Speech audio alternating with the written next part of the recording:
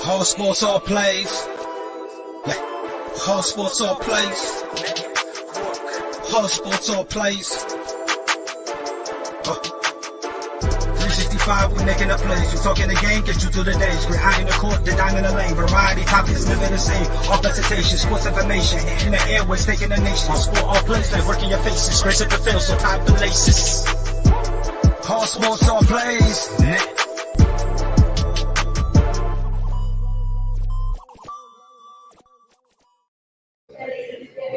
Welcome to another episode of Loose Lugs. I am here today with Dale Krause. He's going to be our co-host. My name is Chris Osborne. Hope you guys are having a great evening. As you can see today, I am at Mugshots Bar and Grill.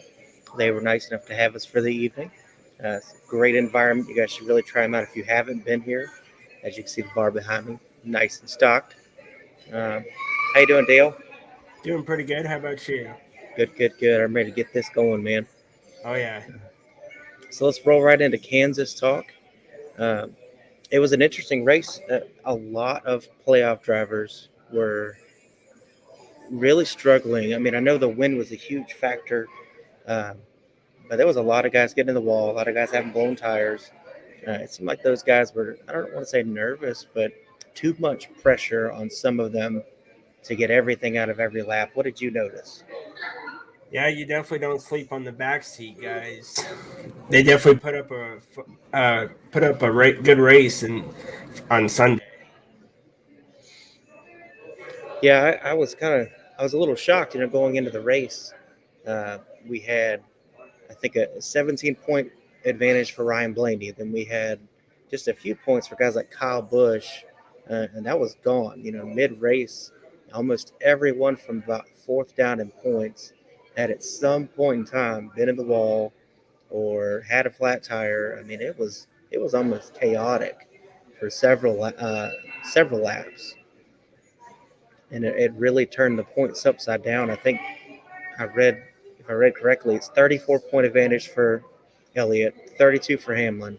Kyle Busch is +1, where Blaney's, he's lost all that advantage, and now he's playing from behind as well. I mean, that's a huge turnaround from where they were looking, going into the race.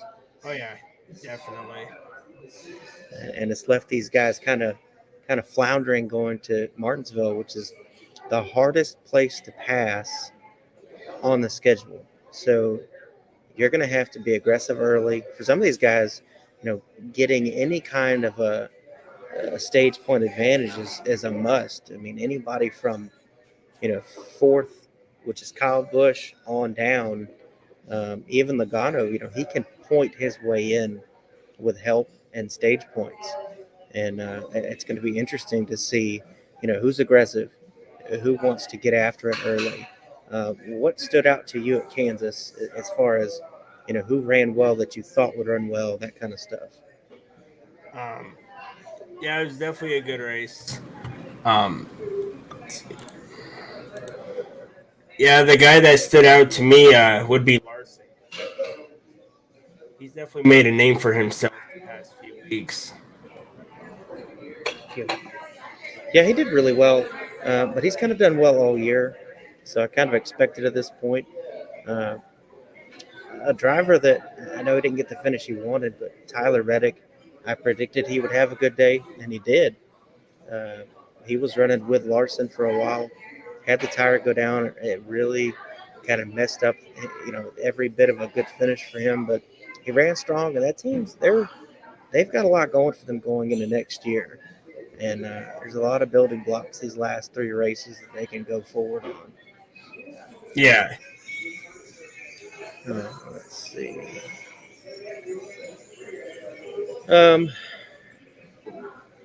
Get the itinerary pulled up. So, as I mentioned on social media, we have Jonathan Hassler coming in tonight. He, from the All-Star race at Texas on, has been Matt DiBenedetto's crew chief. He replaced Greg Irwin. He's done a fantastic job. And next year, he's already been named Ryan Blaney's crew chief. He's really been impressive. And strategy-wise, I mean, you look at what DiBenedetto was able to do for a short period of time, but it worked. Um, he had Matt DiBenedetto running up front because they pitted under the first caution, got tires, then only took fuel during the caution slash what do they call it? The Um, caution for no practice, no qualifying, mandatory caution or whatever. But he had him in good position, and they had a ton of speed. I think they just kind of fell yeah, off. I think when the track changed, when the wind really picked up, I think a lot of guys found it hard to adjust, and I think he was a victim of that. yeah, and that's probably what even caused most of the crashes. Getting into the wall is the wind.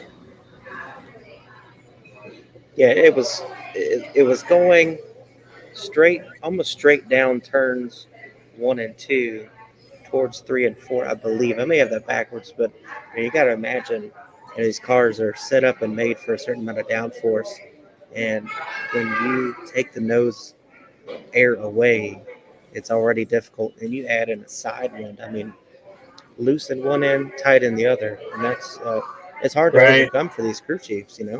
It's like kicking a football for the kickers in NFL. Like it's really Exactly. different.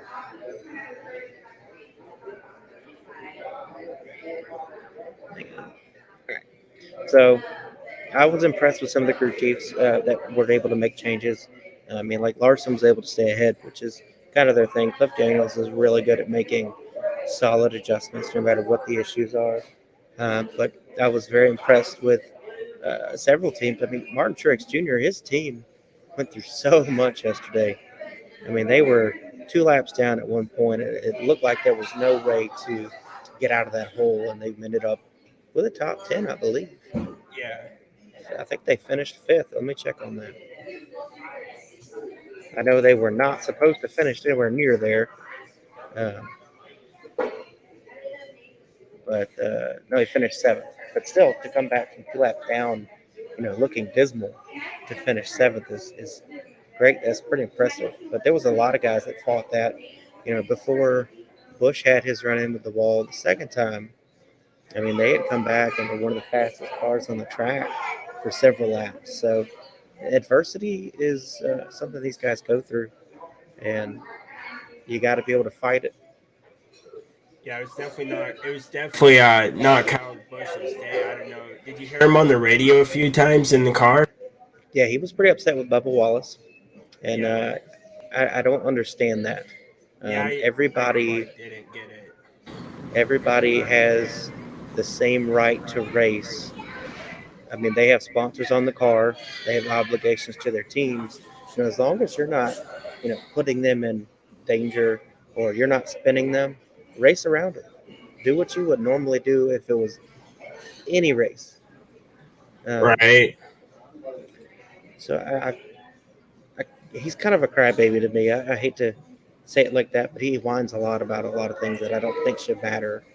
Yeah, and that's what I was hearing earlier too. It's like I was reading, I was watching a show, and that's what they were talking about. How the guys, like, they have a job too. They got to compete as well. It's not just the only car standing. It's you got to do what you got to do. Hey, what's up, Freddie? Nice to see you, bud. Freddie Henderson he's our CEO of ASAP, All Sports All Plays Network. He's the platform guy. He's the one that sets us up with everything that's great. So appreciate it. Nice to see you, Freddie. Um, yeah, there was a few drivers that surprised me with good finishes like Kurt Busch. Kurt Busch came home fourth. That was a shock to me. He had a stretch where he was really good, and it seems like when they got knocked out of the playoffs, they just kind of fell flat. And you kind of expect that to an extent because they're not racing for the title anymore. They're not pushing as hard. But it was great to see Kurt. I mean, he wasn't just racing to race; he was out there for the win. He was pushing Larson, and he pushed Elliott too. He still belongs. He's still a championship driver. Yeah, Let's see. Busher had a great day. He finished 12th. I don't think they even mentioned Chris Busher one time during the show. Uh, and I mean, he finishes 12th because he just kept working at it, and they got that car where he could drive it really well.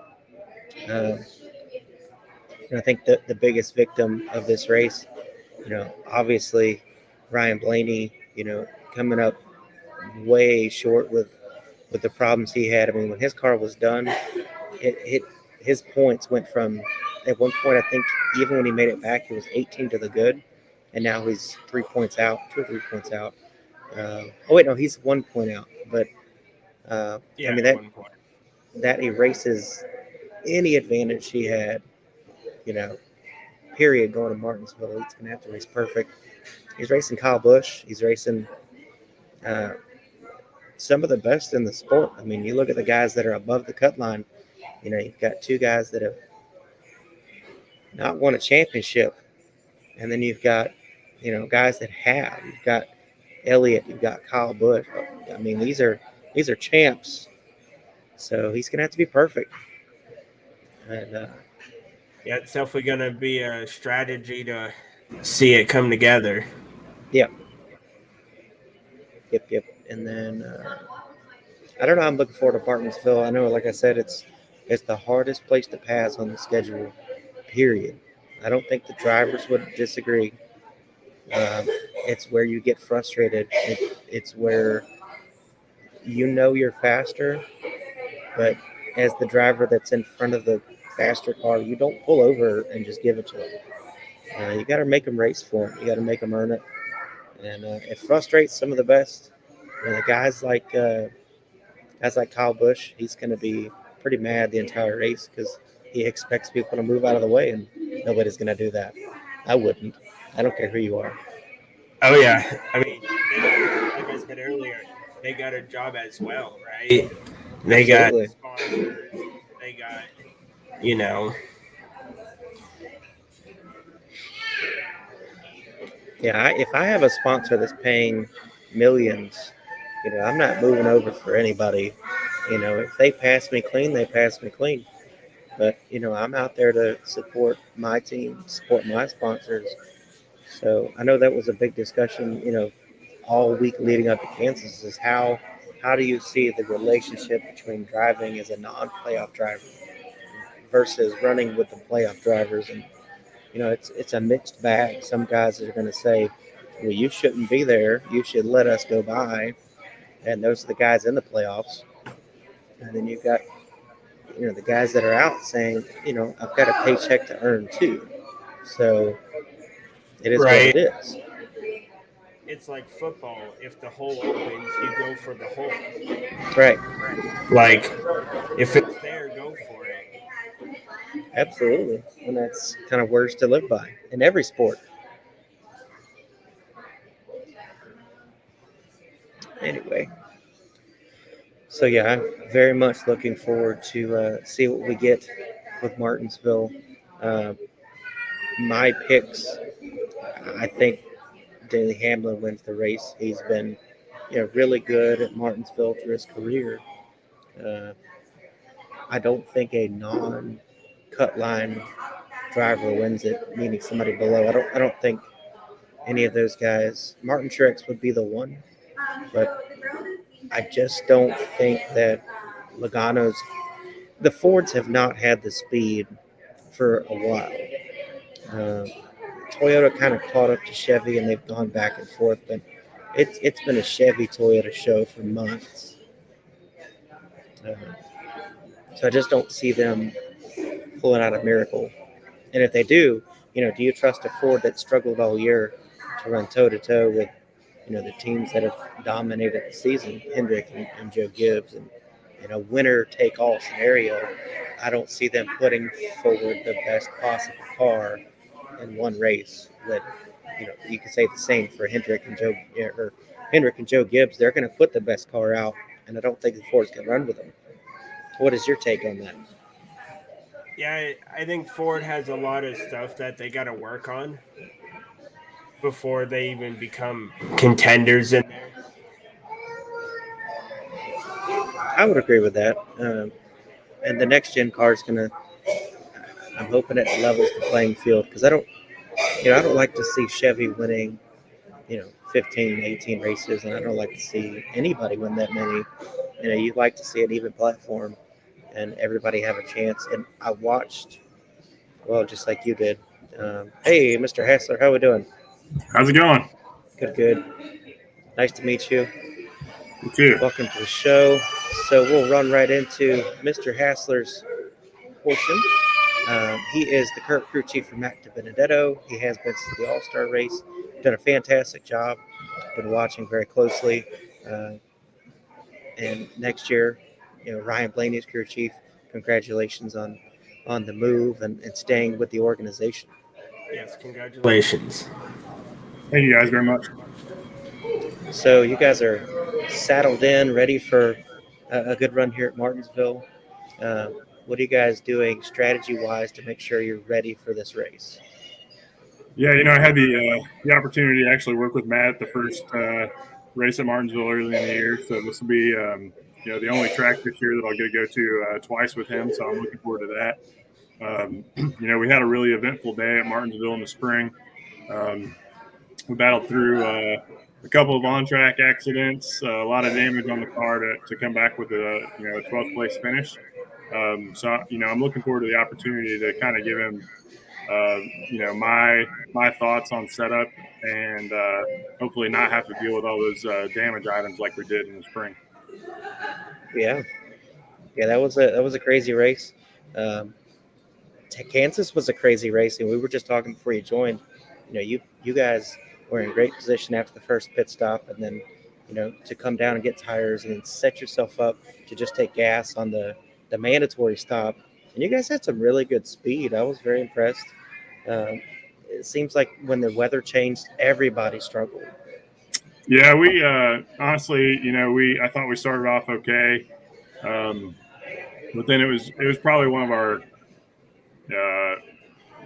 some of the biggest struggles we've had for a mile and a half between the weather changing and the wind. I think the wind probably threw us for a bigger curveball than I was really expecting. We kind of struggled with that all day, fighting, really, really tight off of turn two.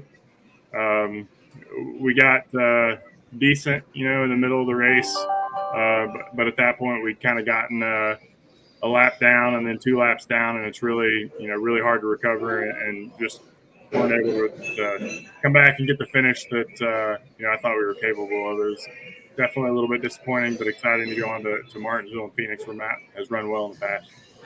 Very well, yeah, very well. Since the All-Star break, what have you guys worked on chemistry-wise between you and Matt DiBenedetto to be better on the track? Sure. Matt's been super easy to work with. His expectations are pretty minimal in terms of specific things that he wants me to do, other than just go out and run the team and do what I think is best, for us to put up the best results. So, like I said, that makes it really easy for me. I'm not having to deal with some pressures to do things that I don't necessarily think are correct, but that he thinks maybe are correct. Right.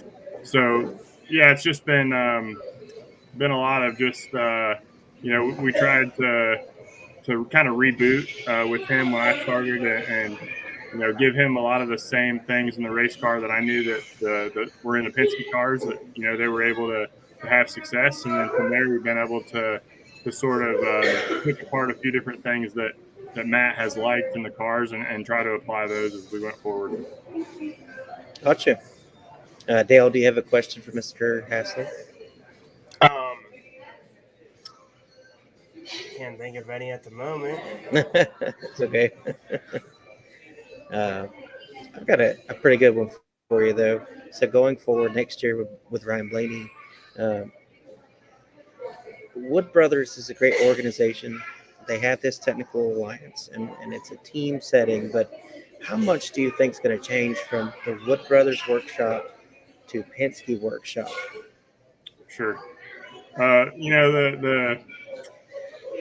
The technical alliance is really strong between Wood Brothers and Penske, and there's it's a very, very much an open book, open door. I'm able to interact with all of those crew chiefs and engineers, pretty frequently. So in terms of how open that is, and I think that's very similar to the situation I'm in now. There's 3 Penske teams and the Wood Brother teams, and we all share information seamlessly. So no real difference there. Obviously, the big difference is just the driver change. Right. And going forward, also you guys are going to have Harrison Burton to help out with notes. He's a very, very good young driver. He's got the bloodline, Yeah, and then Austin Cindric moving up. Uh, I hate to see Brad Keselowski go.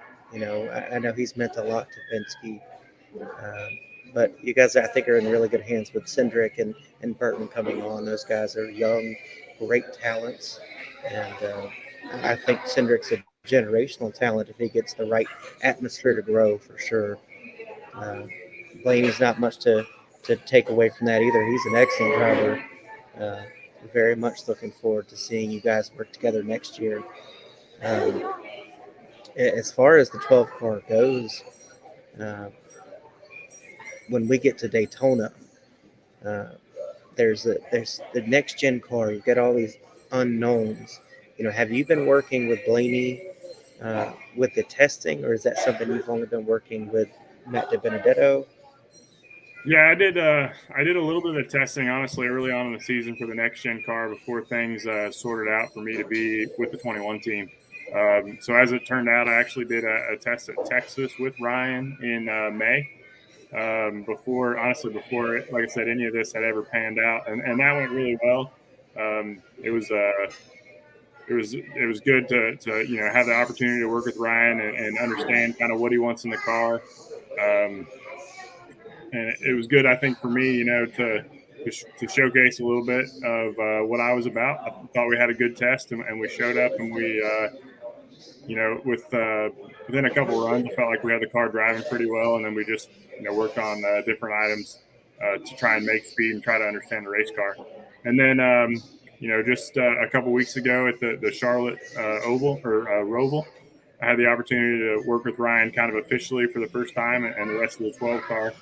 And that test wasn't without issue either. There were a lot of, as it's kind of well known at this point in time, a lot of the teams in the garage had some steering issues and other issues, the heat issues to sort through with the new car. But from kind of a performance and a speed side, I thought we were really good. I think the first day we were, of the 20 cars, we were maybe a kind of a 5th place car, and kept working on it and kept trying to learn. And I think we were, one of the better cars the second day. So I was very pleased with how that went. That's awesome.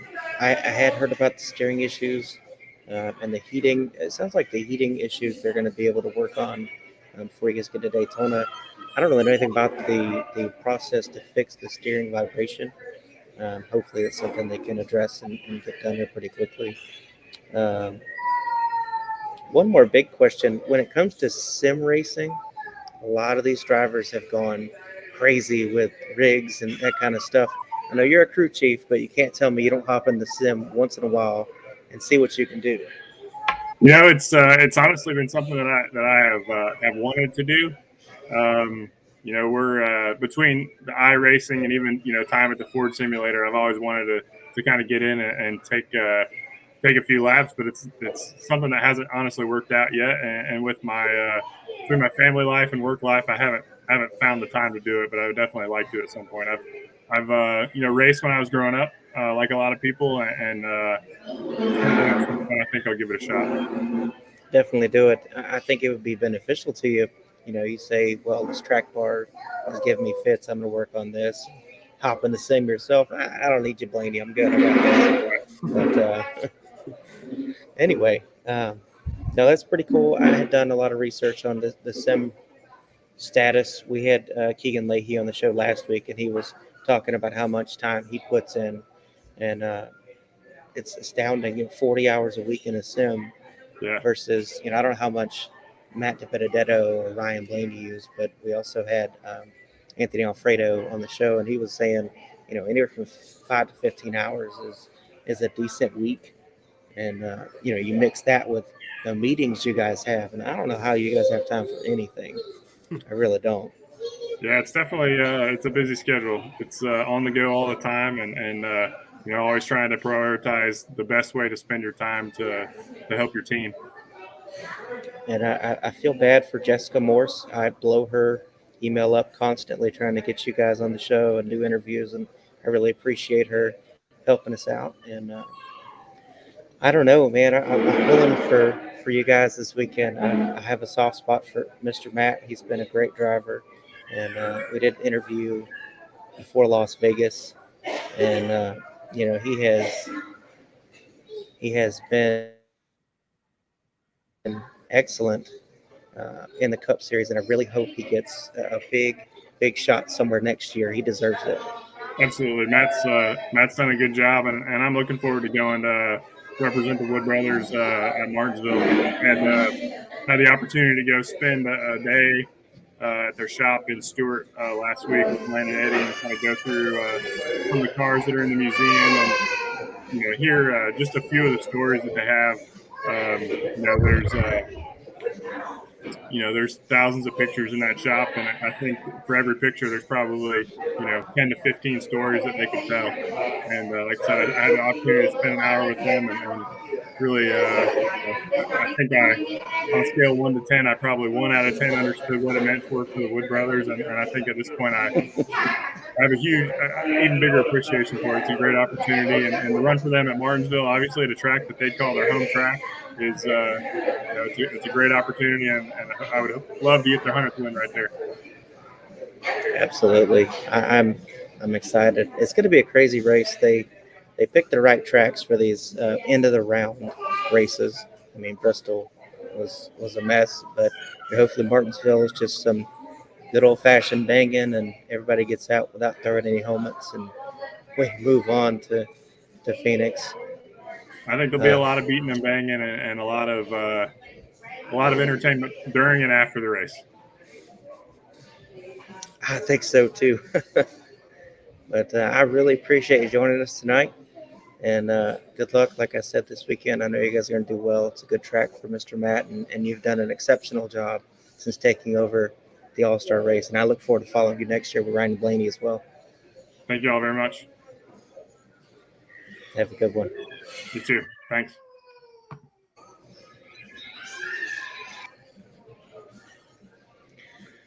All right, Dale. Yeah. Let's move into some Martinsville talk.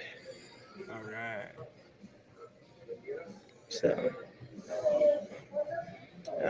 let me go ahead and show you guys what I'm cooking tonight. Now, what I'm cooking, what Mugshot's Bar and Grill cooked for us. They call this the mac and cheese burger. It is Texas toast, mac and cheese. Got a nice little burger in there. And then this is actually a grilled cheese on top. It's amazing. You guys got to try one if you haven't tried one. It's making me jealous. YouTube? Oh, man. If I could try and fit it through. Did it go through? Oh. No, Oh, it's man. not going, man. I'm sorry.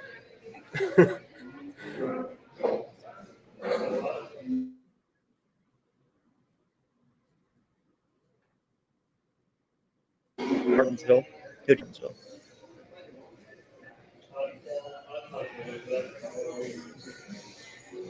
Go ahead. Wait. You have the floor, Dale. Oh, you cut out.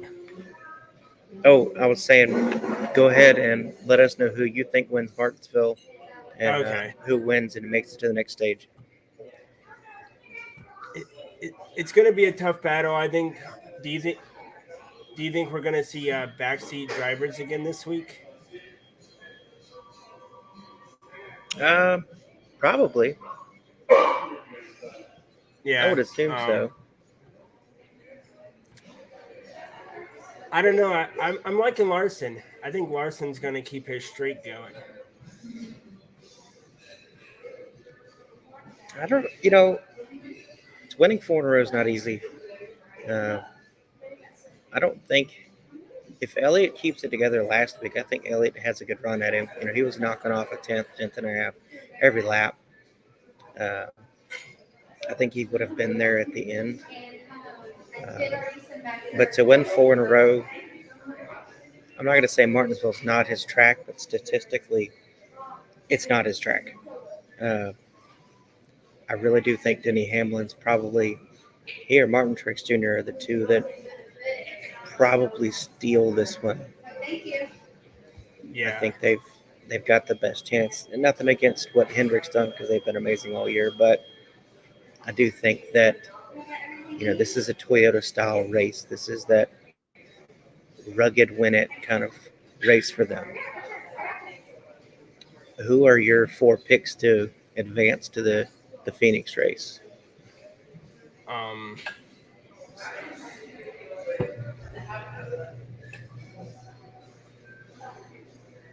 Um.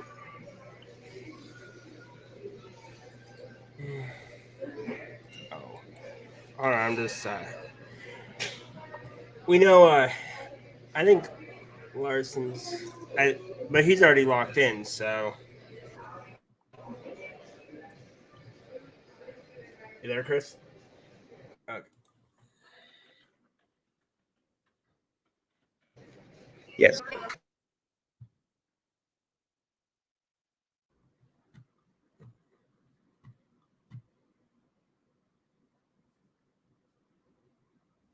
Chris.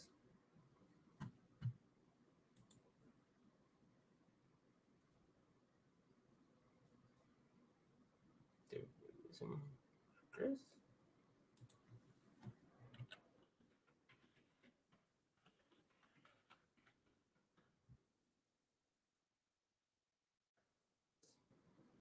Um,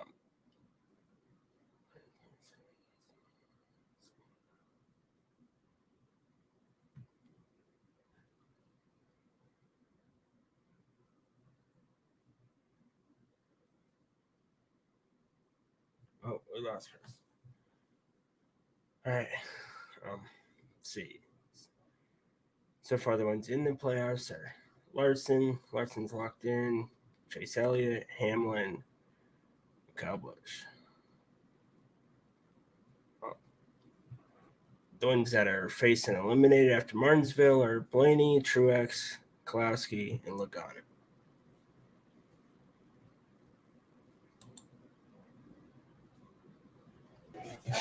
Hey, I got lost signal or something. Great food. Okay. Maybe the internet is a little slow. So we'll work through that. But I think it's this area. We're in D'Iberville here on the Gulf Coast, but this little area, they call it the Promenade, always bad reception no matter what you do. I can be on the top of the 5G tower and I'm still going to have problems. Yeah. Okay, so you were saying Kyle Larson. Yeah, he's locked in. So I think I hope Blaney does good. I would like to see him in it. I wouldn't mind seeing Blaney. I don't, like I said earlier, I don't know that the Fords have the speed. This might be a track where they do get some traction because it's not about speed here. It's more of a chassis, tires, a setup track. They might sneak one in, but even if Blaney or Kozlowski or Logano makes it, I just don't think the Fords have had the speed to win a one-on-one, well, one-on-three situation in a Yeah. winner-take-all kind of platform. So that's kind of why I think that it should be 2 Toyotas and 2 Fords because that's really going to give you the best show. And I could be wrong, but that's where I'm at with my prediction. What 2 drivers other than Larson and Blaney are you looking at to make it in?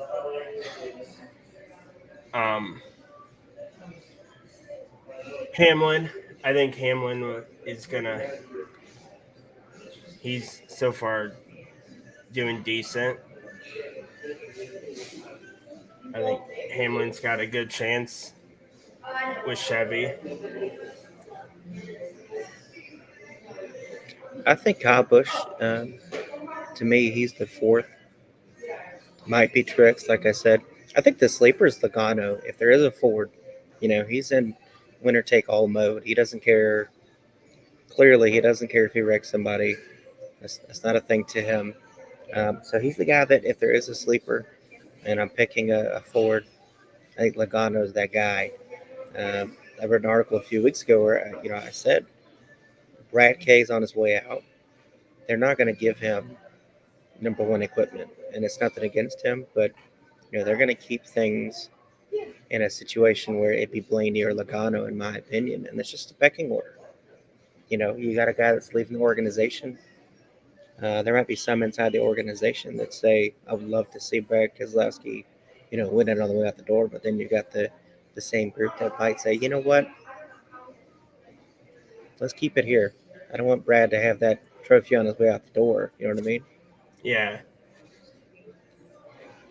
So I don't know. I think Logano's your sleeper, and I'll be the first to tell you I don't like Logano's style of racing. I'm not a big fan of his, but at the same time, he's a very talented driver. Uh, he's done really Yeah. well at these small tracks too. God, you gotta stop by and eat some of this. These are French fries. They are amazing. Oh, Oh, we're gonna be mm. turning this into a cook show by the end of the day. Yeah, I'm game. I am so game. Anyway, let's I see think what we my I got think left. my I think my sleeper would probably be Brad. I I mean, think Brad, I hope he does. I think Brad might sneak in there too. It would be nice to see him win one going out the door. And I said the same thing when Matt Kenseth was leaving Roush, and he was in such a great position to win it. Before going to Joe Gibbs, I rooted Yeah. for him then because I think people were upset with Matt Kenseth for leaving, but it needed to happen for him to continue his success. Yeah. You know, but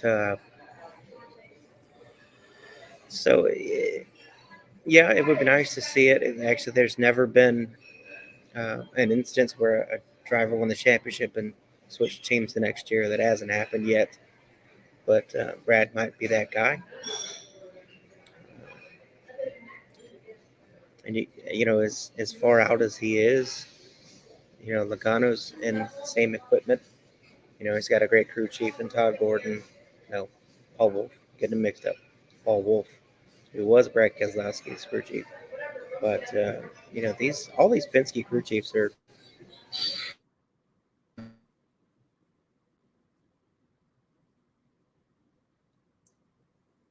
good. They know their stuff. Oh, they were back. Thought I lost you. Oh. Yep. Um, anyway, some final thoughts. Yeah. I What think are you if looking Logano, forward to this weekend? it's gonna be a battle race for everyone. For the people that are in, they gotta keep it secured. The people that are on the outside need the people in the front to move to the side. I think it's gonna be a hard fought battle all the way to the checkered flag. I think we might see some heated discussions from teams. I would bet on it, and I would imagine the guys you're going to see it is Kyle Busch, probably the Joey Logano because he's going to be racing for the win. Period. It Yeah. feels like that's still a chance in. So he's probably going to wreck somebody, at least one person trying to get there. Oh yeah, I definitely agree with that. Anyway, that's where I'm at with Martinsville. I'm excited. I was Oh yeah. pretty happy with yesterday's race, and learning a little bit about the car of. I almost said the car of tomorrow, the next gen car.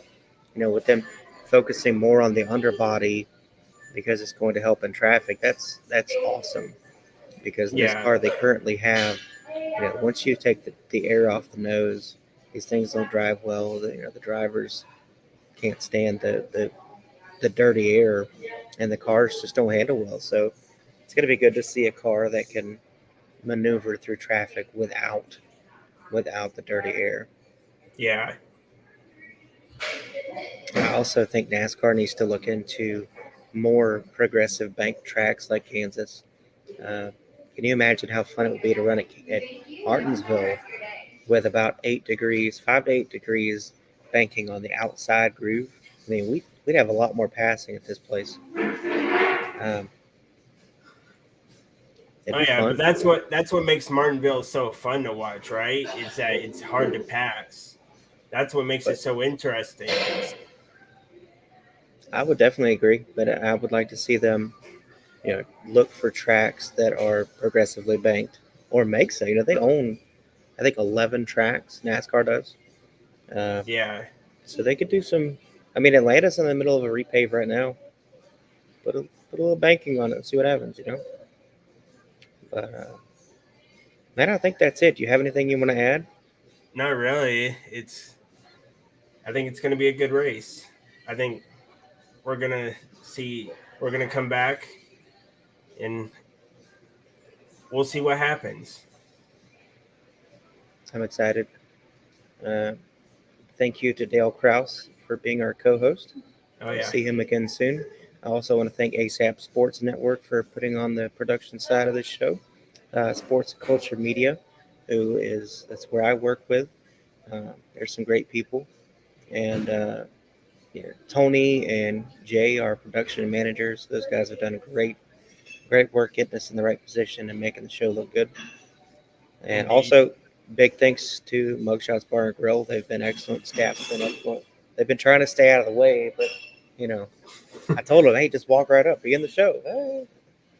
But I mean, they brought anyway. you delicious food, right? Yeah, I'm gonna eat this as soon as we're done. All right, guys, another episode of the books. Make sure you send pictures. All right. I definitely look. There's fried pickles over here. They've been sitting here the whole time. They're the good kind too, not burnt. Oh. How far are you from the airport? 10 minutes. Probably about 10 minutes. I'm hopping on a plane. Well, you guys have a good week. We will see you next week on Loose Lugs. All sports, all plays. Yeah. All sports, all plays. All sports, all plays. 365, we making a plays. We talking the game, get you through the days. We're high in the court, the dime in the lane. Variety, topics, living the same. All presentation, sports information. Hitting the airways, taking the nation. All sport, all plays, like working your faces. Grace at the field, so tie the laces. All sports, all plays.